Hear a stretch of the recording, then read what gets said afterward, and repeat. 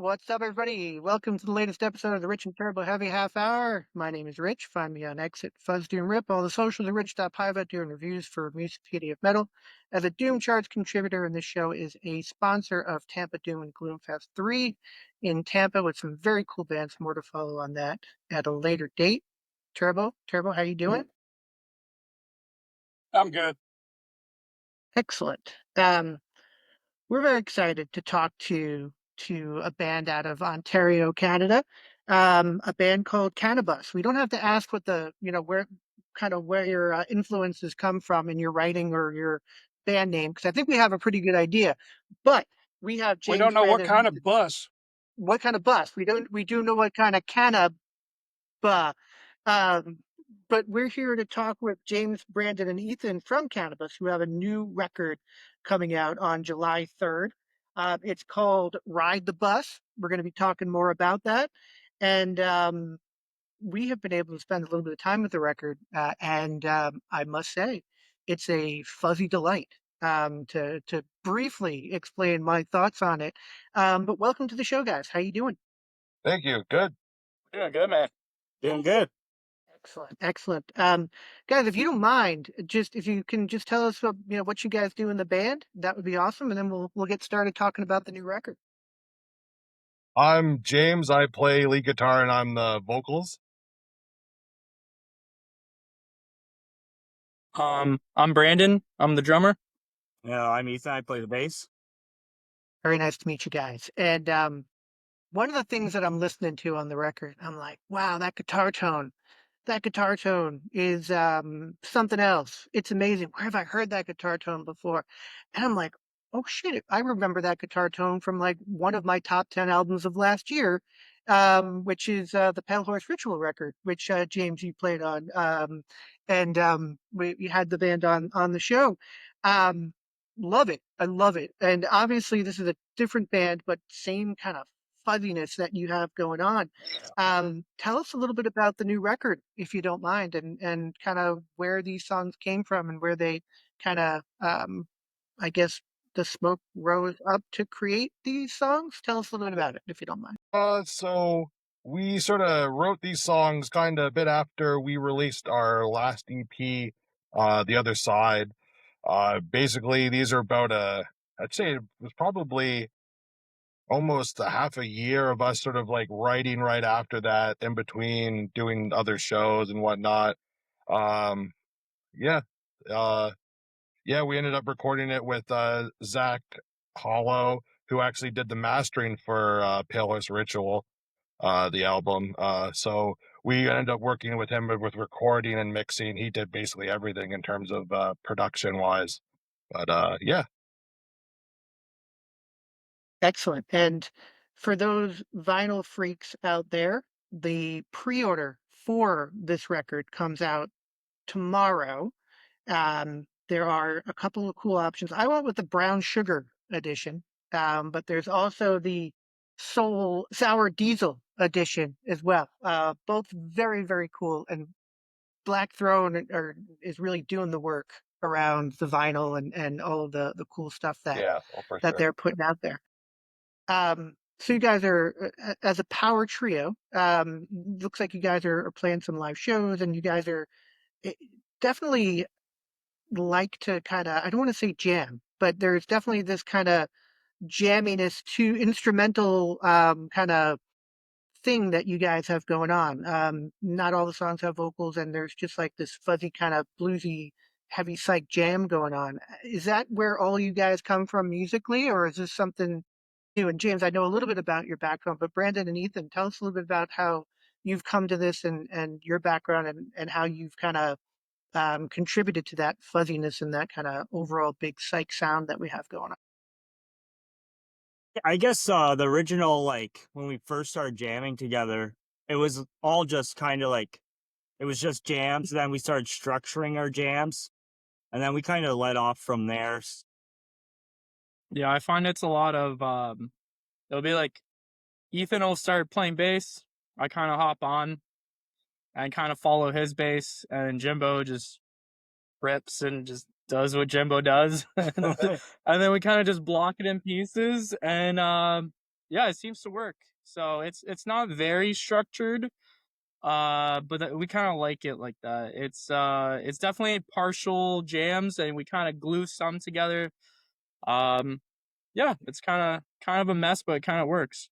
Kind of have You could hear equal sort of what we listen to, like Dead Meadow and Earthless. Sort of like we all have, and we also listen to the old classics like Jimi Hendrix, obviously Led Zeppelin, Black Sabbath. We all sort of have we come from the same type of liking the same type of music, so that really helped as well. I'd say to sort of refine on what we wanted to do. the Dead Meadow comparison was very interesting when I look at the press release that Riot put out today. Dead Meadow, I think, has kind of gone a little less heavy compared to where you guys are, at least these days. I think Yes, yeah, some of the for earlier sure. stuff was a little Sort of the psychedelic heavier. sound. Yeah.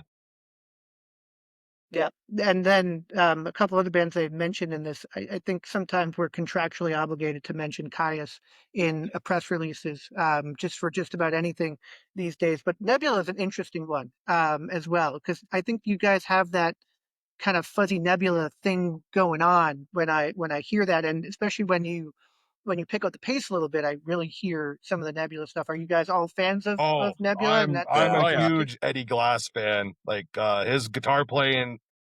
Caius was the thing that first got me into this kind of music, and then I sort of got into Fu Manchu a bit. But then I found Nebula, and I was like, oh wow, his playing has really had an influence on me. I'd say quite a bit. Obviously, other things too, because you can hear other influences. But yeah, he would definitely Nebula was a big one for me, at least. Yeah, the other day Eddie Glass just followed me on or friended me on Facebook, and I think I, like a little girl, sent Turbo and my little crew a message like Eddie Glass just unsolicited and friended me on Facebook. It was a high point in that week for sure. Turbo, what do you got for the guys? Well, on your sound for me, it's like, and this may be too much older for y'all, but to me, I was getting like a Hawkwind. I don't know if you're a Dave Brock fan or Sick. Yeah. Yep, for sure. with Ethan. Are you because on the song Space Bussin', that's Stranglehold, man. That's Oh my God, just that is the same exact thing as what I was saying. While I was driving in the car listening to it today. I was like, I mean, which I love. Stranglehold's one of my favorite songs of all time. But yeah, I don't know if that's intentional or not, but I love the influence that that song has got in it. So I didn't know if that was something that y'all took from or got out of it or anything like that. I've never thought of it like that. That's super sick to hear. I don't know. That was kind of like one jam we had a while ago, and then we just kind of stuck with that jam, and then we kind of structured it. It started off your bass line, I'm pretty sure, from what I can remember. So like it was definitely Yep. a lot of Yeah. our stuff is very heavy bass oriented because he kind of has to hold down him and obviously Brandon, but like that they're the rhythm section for a lot of the time because I'm just going off. A lot of the times it's like he'll come with an idea and then we sort of just play over it and it just becomes whatever it ends up becoming. It's like going on a separate trip itself sometimes in some of these songs. It's fun. Turbo and I have been working together for a while, or talking together for a while, because that's the same exact. I was gonna mention Stranglehold specifically, and I almost didn't, because you're the guy who would know that better than I would. So I'm glad you mentioned that, because I heard it too, in the best possible of ways. The record also reminds me, and if you guys haven't heard it, there's a band called Volume that's out there that it has like this spacey kind of psyche fuzzy feel. It has the guitars from Monster Magnet in it, and it kind of has that vibe to it too. Because if you check that out, because I think you guys would really dig that, because it's very jammy, also in the fuzzy kind of psyche way. Turb, I don't know if you agree with that at all, but I think that there would be kind of kindred spirits with that EP. And I hear early Monster Magnet too, and Turbo might yell at me Yeah, for that definitely. because he's the Big, Monster Magnet guy. But love Monster Magnet. excellent, excellent. So you guys are playing some shows, a couple of shows, right? Coming up in Ontario. I saw one, I think, in St. Catharines, and another one. Are you focusing on the new songs, getting the new songs out there before the record comes out in July? Yeah, we got a couple, pretty much, yeah, focusing on the new songs. Still playing what, one or two of the older songs, Yeah. Oh and well. like a cover. Yeah, one or two. We have a cover we do of well, of Caius actually. And but yeah, we're mainly focusing on the new stuff because we sort of wrote it and then we were playing shows at the time, so we were kind of playing our old stuff. So we never really got a chance to actually sort of play them on the road as much as like we would like to. So now is our kind of our chance to sort of like really fine tune them to what they were written as. But yeah, it's mainly most of the new stuff that we're playing for the next few whiles. I feel like you could just do a half hour of space bussing. Like I feel like that's a song that could go on forever. Um, Yeah. do you do these songs like kind of straight up of what the record is it sounds like, or do you have scenarios where So that song might or one of the other songs might expand out? yeah, like definitely have spots where we keep it pretty like to what we record, but then there's definitely spots for improvisation, I guess you could say. That big, it's a big word. Yeah, but we kind of like we kind of just have our spots where we can kind of keep it to the thing, and then we have spots where we can kind of expand on that and do our own thing. And like I think people really like that as a live experience too, because sure, it's great to like I love hearing a band play it note for note. Seeing Elder, they were amazing. We saw them on, I think it was me and Ethan both saw them for the Lore, and that was just when they got the second guitar player. And like I've never heard a band play something so close to what, and it's like they're amazing. But like I also like seeing a band like sort of come out of their box and do something a little bit different. Like Hendrix is a perfect example of that. Every time I think he played a song, it was a little different. It's kind of funny how some of the bands in your kind of realm wind up doing things that jam bands do. And that's not a diss. It's more of to me it's a compliment because you listen to like Allman Brothers live records, for example, and you don't get a lot of the some of those songs come out different every single time that you hear them on different live records or see them live. And it's to me it's that experience to you don't know what you're going to get. Even if you know the set list going in, you also don't know necessarily what you're going to get, and it's going to kind of mix it up. What Kaya song do you do? Gardenia. Okay, all right, good choice, excellent choice. A Uh, little thing about, I was gonna add to the jamminess thing. I'm pretty sure, and correct me if I'm wrong, guys, but I'm pretty sure space busing was actually, didn't I think Jimbo's string broke or something, and we just started. Yeah, Was I that think you that might be song? right on that one. Yeah, yeah, that is right. Yeah. Yeah. Yeah. So we we actually kind of wrote part of space busing at a show, and it was just because Jimbo was like his string broke, he had to like swap guitars. So me and Ethan just started jamming, and then that's kind of how the song kind of started. Because then we went back to the jam space. I think the week after, we're like, hey, we should. We had like a little recording of it or a clip of it, and we're like, hey, we should focus on that and try to turn into something. And yeah, now it's like one of my favorite songs on the record. Yeah, for sure. it's killer. It's good you recorded it too, because there's so many bands that we talk to, and they're like, "Oh, we had this cool riff," and just we don't remember it Oh, afterwards yeah, because that's the it worst. happened in the realm Yeah, of whatever, whether it was at a live show or too many beverages or whatever it was. Like yeah. you might not remember what's there. So it was cool that there was like a historical recording of it that brought us that amazing killer track, which I think is it's kind of the thing that where it's located. It's kind of in the middle, and it just kind of uh, it's like this beast within all of the other songs. It's great. I love that track. Turbo, what else you got for the guys? Well, as far as like when I first started listening to you, not only this album but the earlier albums, I forgot I owned one of your earlier EPs. Um, it sounds like you're more than a trio. Your sound, y'all get such a full sound. I was thinking maybe this is five people playing, which is really cool. When I found out it's just you three putting that out there. Damn, what was my question? uh, man, Probably um, around that, like how the big sound comes in and how you've always been a three piece, or were there other members of the band prior, or has this been the well, incarnation of what that Cannabis and It's a is? are secret you amp. all are you all big Southern rock fans? Because I feel like Oh yeah. Oh, that, for sure. but I don't remember what it was. I had something specific, but anyway, there's that.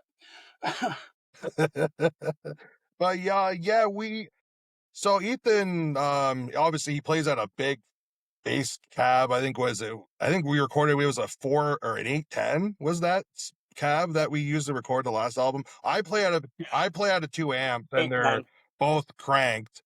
So like the same thing with the Pale Horse album too. It's like playing out of 2 heads. You have 2 different sounds. You mess them together. It just makes it so much easier as playing one guitar instead of having 2. Which we also did have that as well. But it just fills it up so much more, and it gives, like, especially for being a 3-piece, you have to try to fill in that extra sound. It's nice to have those moments where you don't have as much going on, but when you have to, having that extra amplifier, it goes a long way. And just how we recorded too, we recorded both amplifiers, sort of have 2 different tones, meld them together, and it really kind of fills it out, as much as like having the rhythm section as well. Because those guys are, if they weren't as tight as they were, I wouldn't be able to do what I do. So it just all kind of comes together and it just works.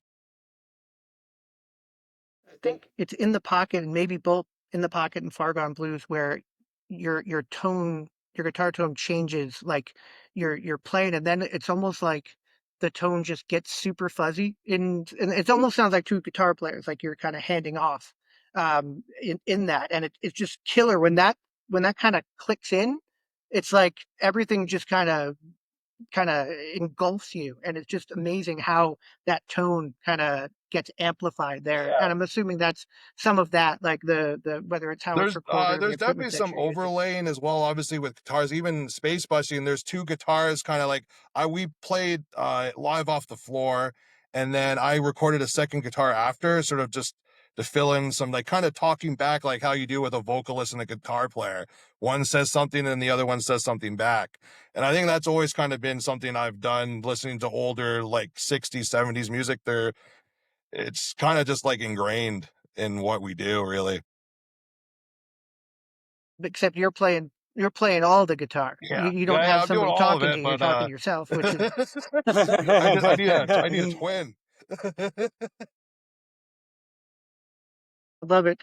Um, so obviously, well, I'm looking at the cover of the record, and I'm sure that there's influence from certain things that you probably enjoy. But tell us about the cover of the record, because there's a lot going on. Who did it? Where'd the idea come from? And is that a friendly smoke, or is that is it an evil smoke? I just it's just funny because the Palace Ritual record was just about, like, and we joke with Pot about this, like it's just about like hating religion Yeah. and Oh and yeah. all of that. And this is definitely a more, it's still got a little bit of a dark tone to it, but it's definitely more of a chill and kind of put on and chill out kind of record. Tell me about the cover, and then I'll ask you a little bit about the themes and the vibe. We originally actually had, it was a full art piece, and then Brandon kind of proposed, like, let's try less on the cover of the album, because we've always kind of thought like less is more sometimes with stuff. So Brandon actually reduced the actual art itself, and that's kind of how we went with that. Yeah, and it kind of like, it's like kind of a callback from the 2 first EPs a bit. Kind of just like, I don't know, the idea was always like just to have, I don't know, like a party bus in a way, or like a smoke bus that you just like, I don't know, you're just on this bus with a bunch of riffs, and it's just a silly idea. Yeah, so we kind of just wanted to be like, okay, if we're making the first album, it's got to be some kind of smoke bus, like just taking you on for a little rip. So yeah, that was kind of the idea. We got an artist out in, I forget where she's from. My bad. But she crushed it. She did exactly like we were we reached out to her and yeah, we liked her art and uh yeah, we were just like, "Hey, we have this like kind of crazy idea about this bus," like trying to explain it to her and get like concept images was kind of funny, but yeah, well, she actually pulled it off really good and yeah, we were really happy with it. It's killer, but it's there are a lot of um I guess party buses that are not as uh sinister as what's going on here. There's still a little bit of that, like, we're getting on this Yeah. bus and we know what's going to happen, kind of, but it could go down the different path than maybe some of the other party buses we might have been on in the past. I So, think that's kind of also a very cool theme stuff. of like sort of like you were saying, there's still you can see a little bit of a darkness, I guess you could say, where like our music is definitely a lot more upscale, not maybe not happier, but not as sort of dark as the Pale Horse album, but there's definitely dark elements. Like when I sort of singing about the music, I'm sort of singing like, well, there's like having a good time, and sometimes you have too much of a good time, and then bad things happen. So, we've always been one to like preach the good and also preach the bad because, the good comes with the bad. And that's kind of like what our first two EPs were sort of like. The first one, Maple Spliff Sessions, bit more lighthearted. The second one, The Other Side, a bit more darker. So it's like two sort of contrasts. And I think our band always kind of had that where we like to play like the happy psychedelic stuff, but sometimes you're not happy too. So, but I think it's like we like to have a good balance because at the end of the day, you could be sad all the time, you could be happy all the time. Sometimes you're one, sometimes you're the other. So I think we get a good contrast for It, that. absolutely, and I think that that's another reason why the album resonates a lot. There are a lot of, I guess people could maybe see the name of the band and the name of the album and think that this is going to be one of those weed worship. Every song has some kind of weed innuendo or weed something to it, which there's that there for sure. But I think that there's a lot more. There's a lot of more deepness to that than just like those kind of some of those other records, which are good, which I enjoy. I don't want to say any names of bands and think that I'm slagging on them, but there's something to this record that's a little bit more than that, if you know what I mean. Yeah, for I'm sure. not sure if I'm making. No, definitely. Like I Uh, said, there's sort of that contrast of like a little bit of the good, a little bit of the bad, but at the same time, they're like you can't have one without the other, basically. Absolutely. Um, Brandon, Nathan, before Cannabis, have you guys played together before? Was this the first time that you guys were in a band together, or have you played historically in bands together before? We've just jammed a little bit, but never in bands, no. Me and Jimbo had a band together probably like 10 years ago at this point, and that was a 5-piece, but it was kind of similar elements for sure, like the stoner-esque sort. And then yeah, I just started jamming with Brandon, and then us three got together and started doing this. So It's people are gonna really dig it. I the amount of fuzziness and psych stuff is really um to me where this record just sits really nicely and I can just put it on and kind of sit back and chill and enjoy it. And just you can it's very interesting that you guys started always with jams because you can hear it. Like you can hear the jamminess of it and how you guys are just kind of finding it and then you find it and then it kicks in. It's just killer stuff. Herbo, I don't want to put you on the spot because I did last time and I made you forget your question, but do you have another question for the guy? Uh, yeah, Jimbo, about your vocal. I love your vocal sound. You got that good whiskey soaked vocals going on, and I was wondering if that contributed to um, as going back to when like half the songs are just instrumentals and half the songs have vocals and stuff like that. If your singing style kind of if that style limits you from wanting to sing on each song. Uh, Actually, when we originally started playing together, they wanted to be an instrumental band, so sort of like an Earthless thing. And I was the proponent where like I think we need to have at least some vocals. we didn't know who was going to sing. I mean, I've kind of dabbled a little bit, but in our old band, I would just play guitar. Ethan just played bass. We had another guitar player. We had an actual singer.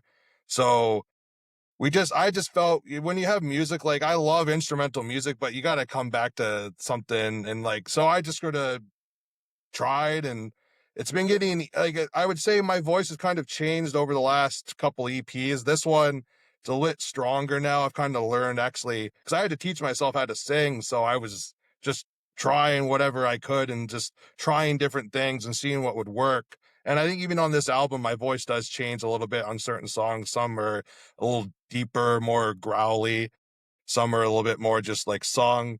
But yeah, we're gonna just be an instrumental, but yeah, then so we sort of kept that, obviously, because we have those moments where we have those long winded jams that go on, like, you take you on a trip, basically on a journey.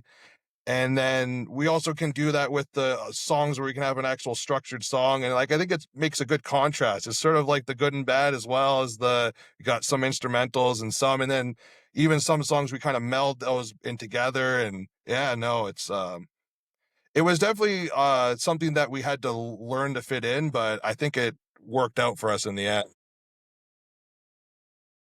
I agree. I think it differentiates you guys, I think, to having kind of the mix of both the instrumental and the vocals, and I think people are looking for it takes a certain attention span to sit down and listen to an Earthless, love it. It's obviously amazing stuff, but it also, like, I think vocals, I don't want to say breaks up an album, but it kind of does. Like, Yeah, when for you sure. have like your first two songs are instrumental, and then there's some vocals in there, and it kind of makes it flow a little bit more rather than one big long piece. Where And you could say the there's same thing about the instrumentals too. Like, you hear a couple vocals, and then you get a long little instrumental piece, and then back onto the vocals again. Yeah, it kind of works both ways, really. You are right.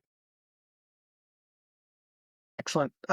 Love it. And so I want to just one more time talk about the record. And you have worked with Ryan and Blackthorn Productions for at least a few records, right, James? Just getting into um, what is that like? And I just ask because everybody I talk to has such great things to say about them, and I've been, kind of working with Ryan now to get a lot of the bands on the show, and everyone's so cool. And just the stuff that Blackthrone's putting out is just next level. So, how's that relationship been? What's that like?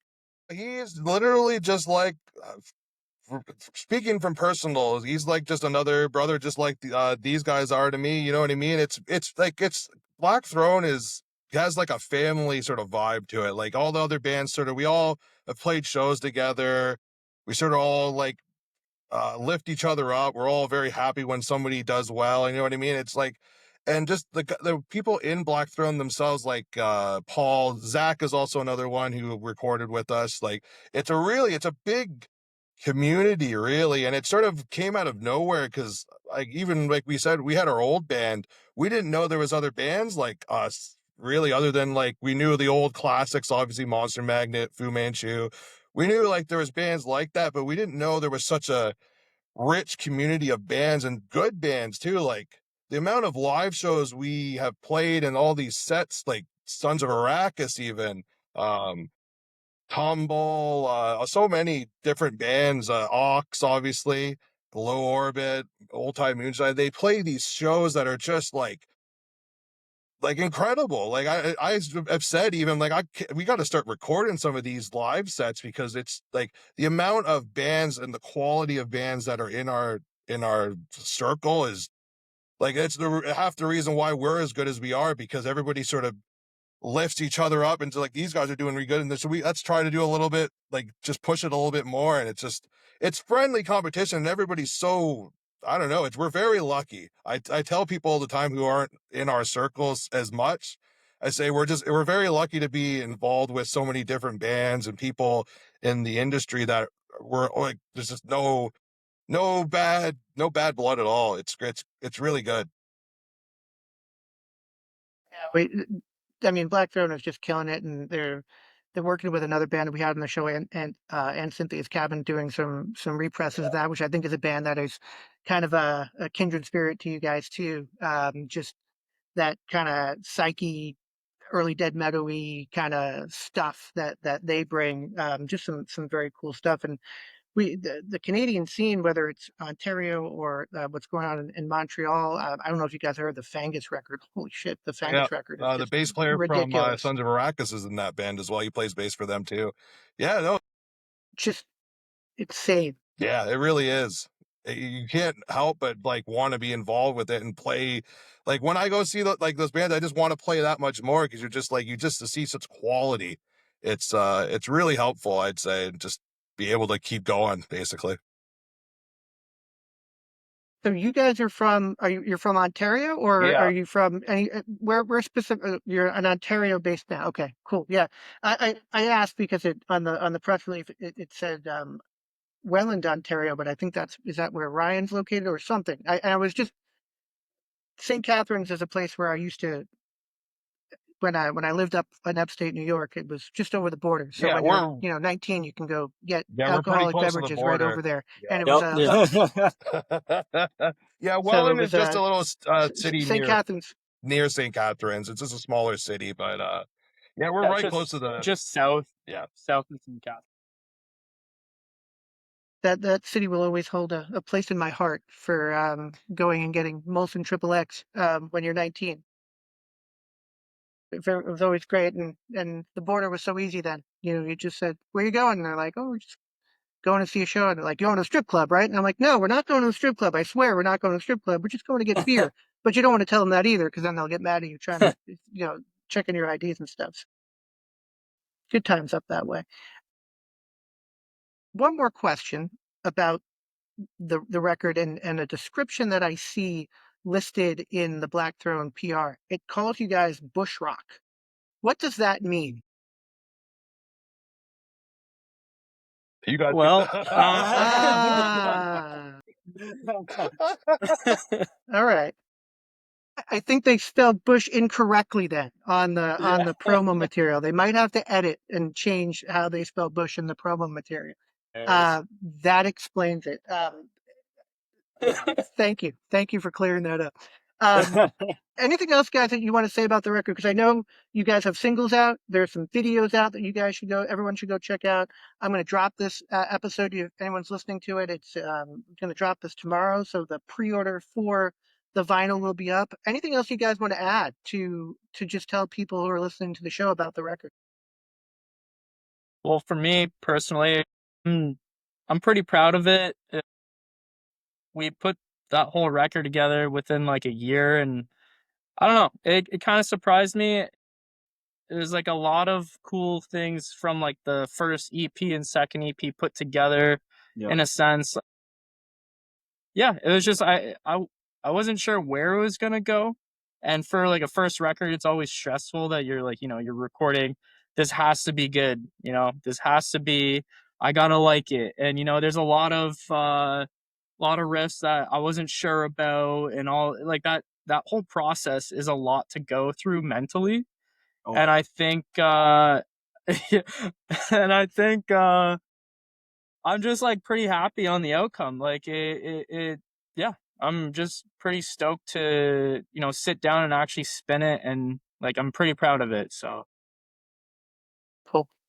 It's a solid James, fucking album, I'll tell you that. yeah. Oh, it's killer. People are gonna just. I think they're really, really, really gonna dig it. And James, as the guitar player, and and as someone who put out something last year with Pale Horse, what would you say about this project compared to what you've done in the past? With Pale Horse, it was sort of me kind of putting my flavor into Paco's writing, where this is a very much like accumulation of us three writing it all out together. Not to say that we didn't do that in Pale Horse as well, but a lot of it was sort of Paco had those ideas. He came with them. We sort of gave our ideas on what we should do with them, where this was like we built it from the ground up, basically. And it definitely has a special place in my heart as well. Like that Pale Horse record, I love it. It's like and that's also kind of what pushed me to try to make sure this one was just as good, and just like maybe not in the same vein, but like it definitely was. It's I'm very happy with this album, and like it's sort of like our thing, so it's a little different, but I love them both the same, but this one's just a little bit more. I'm happy we did it for sure. Yeah, it's I guess what I'm hearing is it's a little bit more of a personal project for you because the Yeah, three of you kind of just yeah, got together and built it together. yeah, for sure. Fair, awesome, awesome. Now, I hate to always tease the audience that we get to hear this before anybody else does because it does come out July 3rd, so we have some time. But in the meantime, there are 3 videos, I think, 2 or 3 videos, 3 singles maybe Two music that are videos, out yeah. there. And multiple singles that you can go listen to. But the most important thing is that you go and you pre-order the vinyl because the killer colors, the artwork. I can't wait to see this artwork on a record itself, and everything Black Throne does is extremely high quality and must haves. And I'm telling you, people who are listening to this record, Turbo can attest, are going to super dig this. And I'm excited for everybody to hear it. So go listen to the singles, go check out the videos, go pre order. It's Cannabus. The name of the record is Ride the Bus, comes out July 3rd. James, Brandon, Ethan, this has been amazing. Thank you guys for coming on the show to talk about it. Thank you. Thank you. Thank you for having us. Awesome. Thank you. Talk to you soon. It was nice to meet Yep. you guys. Yeah, have a good one. Cheers. See ya.